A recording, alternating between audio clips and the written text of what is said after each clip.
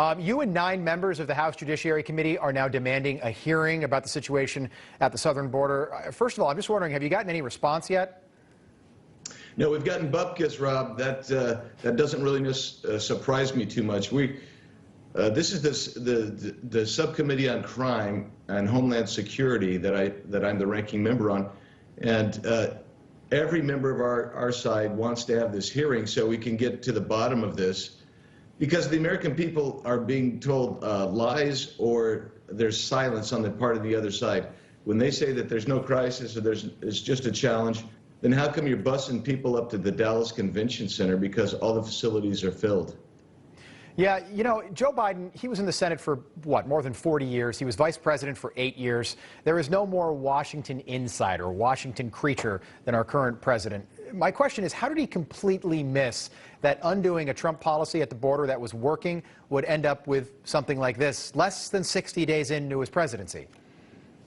Well, there's 2 things I think that drive that. Number one, I'm not sure he knows, has the mental cognition to know everything that's going on around him, particularly about the border. But the second thing is, never forget, this has been a key policy desire of the left for decades almost. They want to bring in people to refill their voting coffers, so to speak.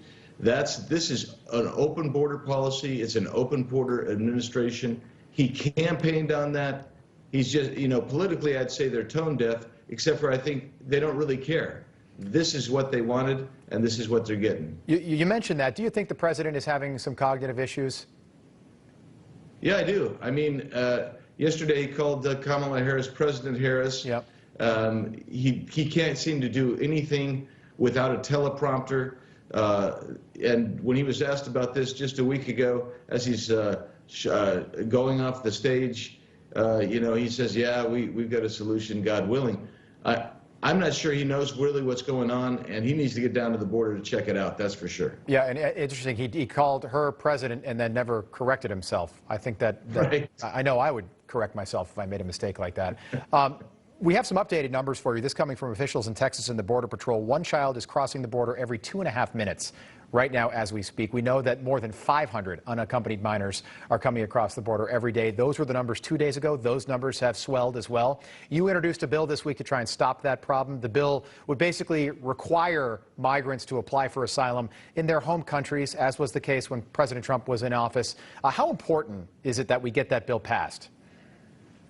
Well, it is critical because it does 2 things. It actually stops the incentives that these people have to come over, because the incentive right now is, like it was in previous times that we've seen surges, is to get there, flood the zone, and you're going to be released into the country. And now they want to give them amnesty. So we stop the incentives. The second thing is we have to deal with the humanitarian crisis. You've got people sending their kids with dangerous thugs who are these coyotes in the cartels. They're putting their kids, 1, 3, 5, 7 kids, all just little children, and they're giving them to these people who have no regard for humanity, and they're sending them up. Women are being, and girls are being raped at the rate of about 1 in 3. Men, most people don't realize this, men are being sexually abused about 1 in 6. Teenage boys. This would stop this. Yeah. We'll stop it. We keep hearing about Texas. You represent the state of Arizona. The border, our southern border, is almost 2,000 miles long. What's the situation like in Arizona? Is it similar to what we're seeing in Texas? Yeah, and certain sectors are pretty heavy. The Yuma sector in particular is very heavy. And in Tucson, it's one of the few sectors that people are actually running away from the Border Patrol. That's because they're doing human smuggling and drug trafficking through that corridor. So you're seeing pretty much the same as you're seeing in Texas, except for in one of the corridors that they're using that for the drug smuggling. And still, Joe Biden, no plans to go down to the border and see it for himself.